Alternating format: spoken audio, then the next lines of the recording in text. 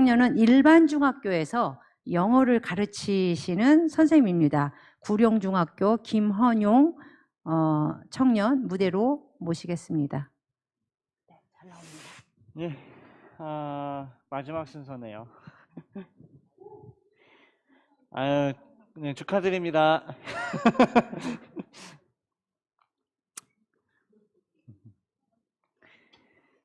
네, 좋은 분들 강연도 많이 듣고 잘 듣고 또 앞에 있는 프로그램도 유익한 프로그램이었을 거라고 생각합니다.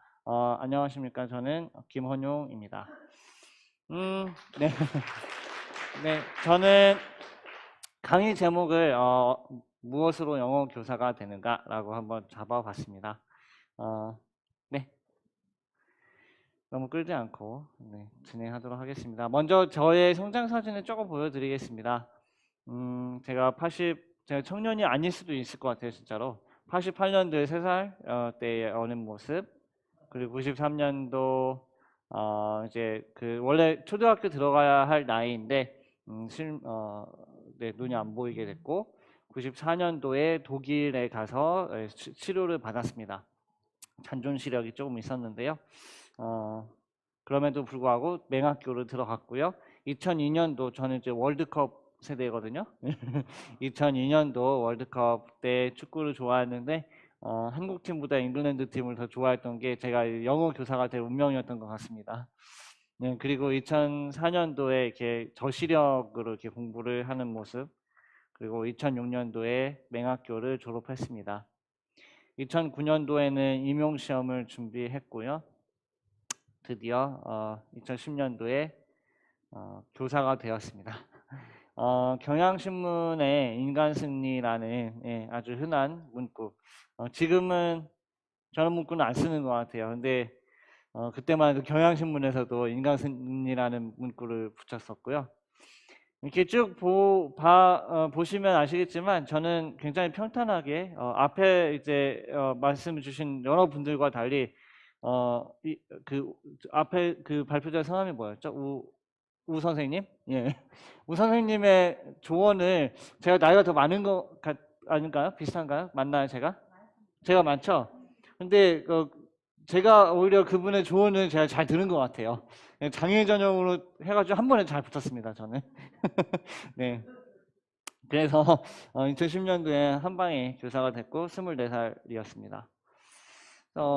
쭉 평범하게 시각장애를 갖긴 가졌지만 굉장히 평탄하게 어떻게 보면 정석의 코스를 밟아서 교사가 됐습니다.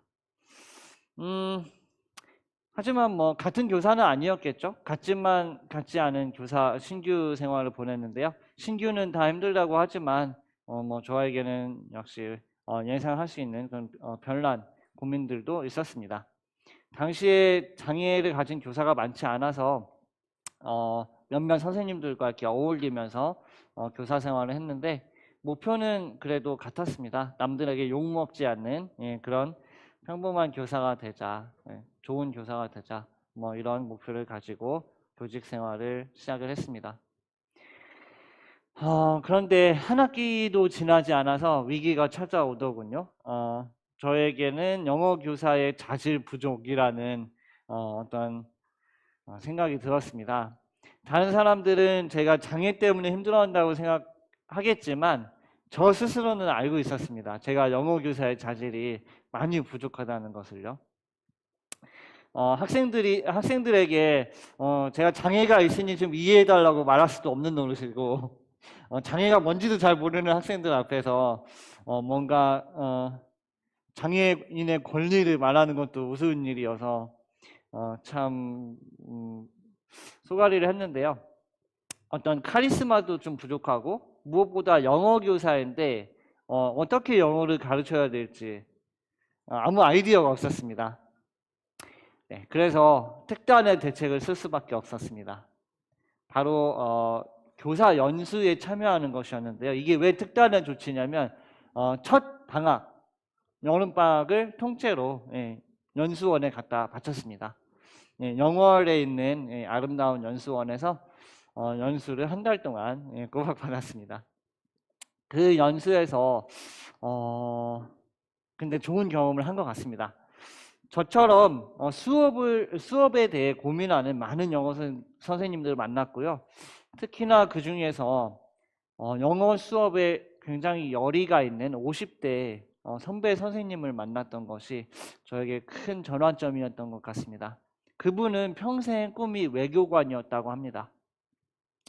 그 50대가 되기까지 수없이 외교관에 도전했지만 실패했고, 그럼에도 불구하고 그 과정에서 계속해서 영어 교사로서 열심히 하시면서 연수도 듣고 계시는 모습을 보면서 어찌 보면 당시 20대의 저의 모습과도 비슷하고, 저 50대 선생님이 되면 우리가 왜 그리는 그런 모습이 있잖아요. 뭔가 편안한 그런 모습.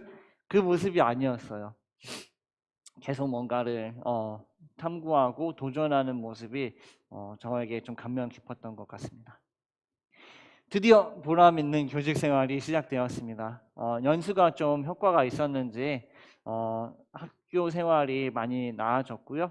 저는 이제 학교 축제에 참여해서 이렇게 노래도 부르고, 또 학생들과 좀 훨씬 1학기보다 가까운 사이가 되었습니다.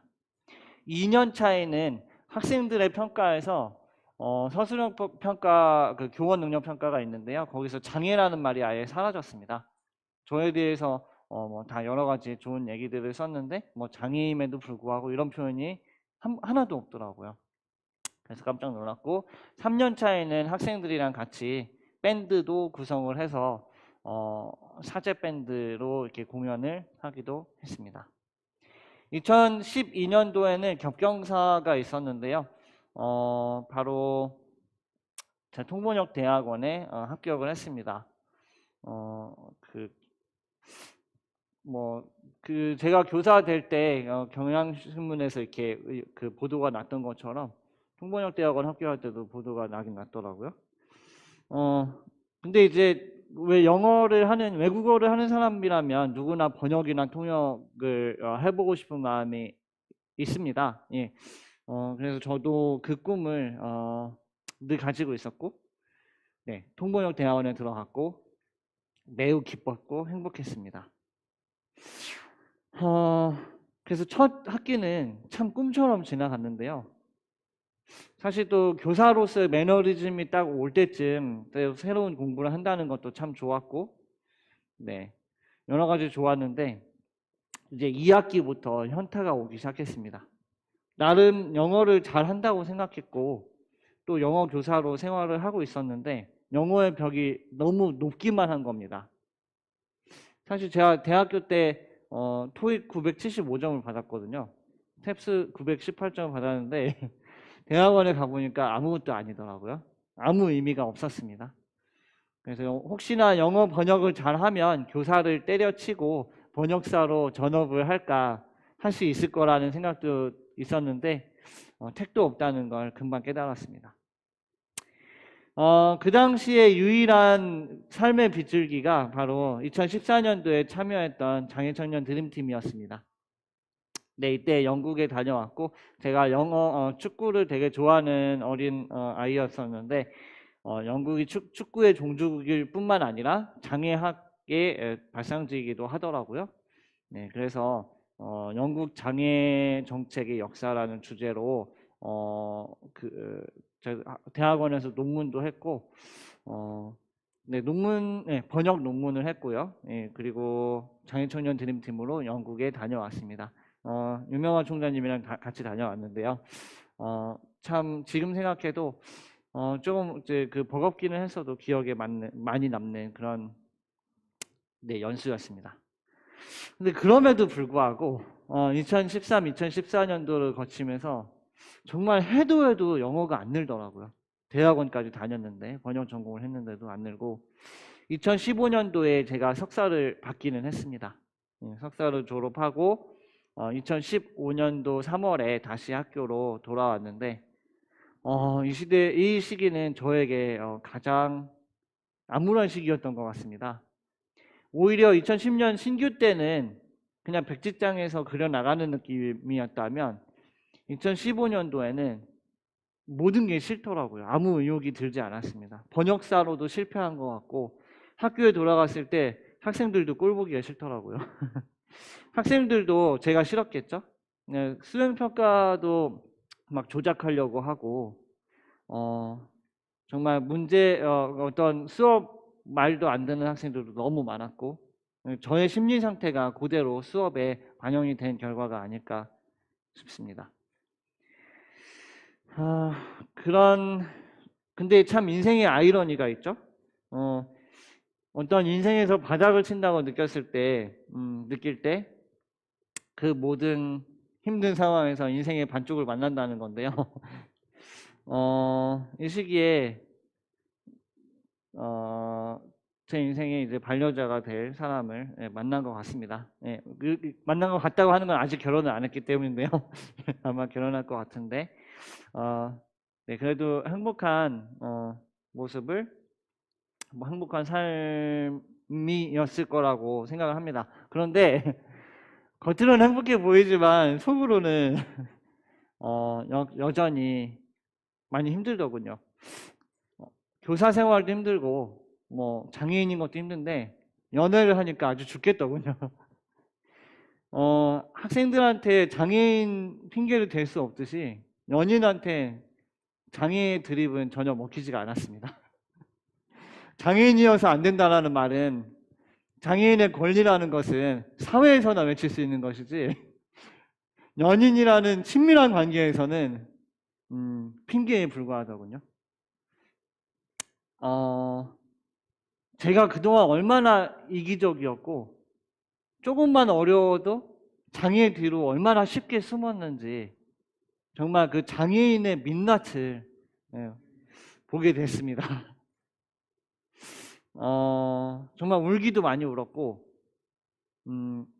뭐 흔한 어떤 데이트 한번 하는 거가 이렇게 힘든 건가, 뭐 선물 하나 사는 게 이렇게 힘든 건지 네, 참 그 연애 초기에는 정말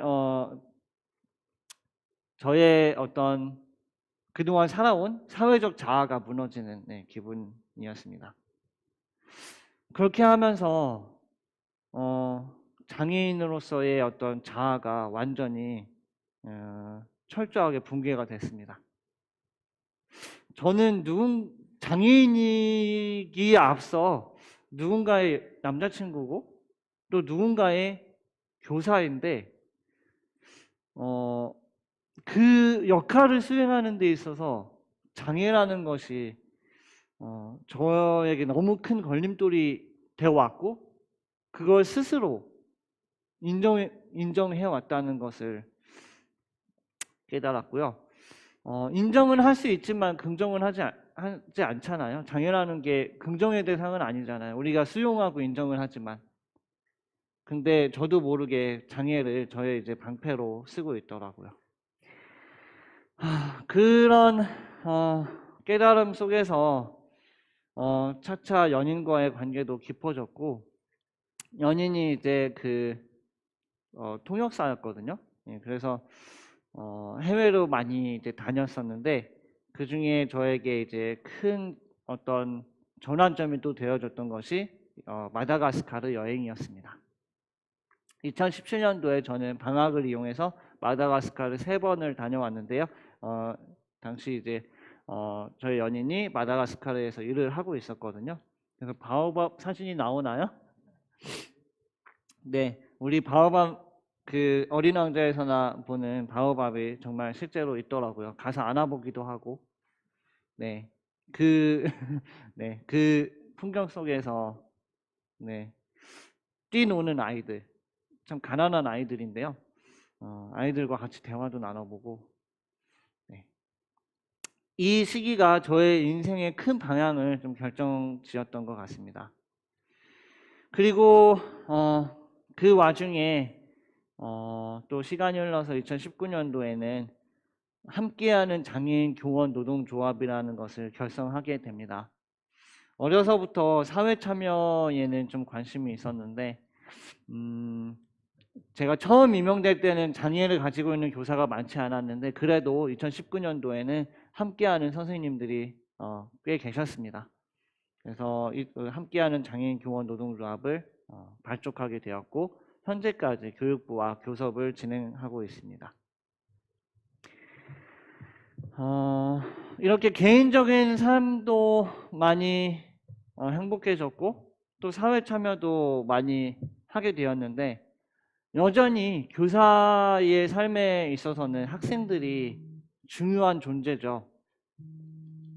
학생들과의 관계는 늘 저에게 숙제 같은 거였는데요. 뭐 담임 교사도 안 하고 뭐 행정 업무도 많이 맡고 있지 않다 보니까 늘 반쪽짜리 교사라는 생각이 있었습니다. 마음속에 늘 좀 채워지지 않는 것이 있었는데 그러한 공허함에서 벗어날 수 있는 계기가 두 가지 있었는데요. 첫 번째는 제가 현재 근무하고 있는 구룡중학교에 발령받은 2017년도에 아이들이 저에게 어느 날 와서 묻더라고요. 교사 생활, 선생님 생활하시면서 어려운 거 없냐고요. 제가 출퇴근길에 점자 보도 블록이 없어서 좀 어렵다 이렇게 얘기를 했었습니다. 그리고 그 대화를 까맣게 잊어버리고 있었는데요. 한 2달 정도 지나고 나서 어느 날 이제 출근을 하는데 길거리에 점자 보도 블록이 깔려 있었습니다. 저도 처음에는 교장 선생님이 민원을 넣어서 깐 줄 알았어요. 근데 이제 그 학생들과의 대화를 떠올리고 학생들을 찾아가서 확인해 보니 학생들이 구청에 민원을 넣어서 점자 보도 블록을 깔아준 것이었습니다. 또 하나의 일화는 2019년 정도에 있었는데 제가 이제 시각장애를 가지고 있다 보니까 오른쪽 눈이 동자가 하얘졌습니다. 어렸을 때부터. 제가 대학에 들어갈 때부터 저는 홍채 렌즈라는 걸 꼈습니다. 눈에다가 검정색 홍채 렌즈를 끼고 제가 2박 3일 세터 내내 렌즈를 빼지 않았습니다. 혹시 뺐다가 다시 못 낄까 봐. 저의 장애를 감추기 위해서 검정색 홍채 렌즈를 끼고 저의 20대를 쭉 보냈는데요. 한 렌즈를 끼기 시작한 지 한 13년째 됐던 것 같습니다. 눈이 너무 아파서 도저히 출근할 때 렌즈를 낄 수 없는 날이 있었습니다. 그날 이제 렌즈를 빼고 갔죠. 학생들 앞에 섰는데 왠지 또 부끄러운 겁니다. 그래도 이제 제가 교직이 좀 되다 보니까 학생들한테 그냥 솔직히 얘기를 했습니다. 선생님이 오늘 렌즈를 안 끼고 왔는데 혹시 보고서 깜짝 놀라도 이해해 달라. 이렇게 얘기를 했는데 맨날 공부 안 하고 장난치고 맨 딴짓하고 그러던 애가 한마디 하는 겁니다. 아니 선생님 뭘 그거 가지고 그래요. 그게 선생님 매력이에요. 꼭 공부 안 하는 애들이 그렇게 쿨한 척을 합니다. 아마 쿨병이 좀 걸린 중학교 1학년 남자아이였는데 근데 묘하게 그 말이 잊혀지지 않는 겁니다.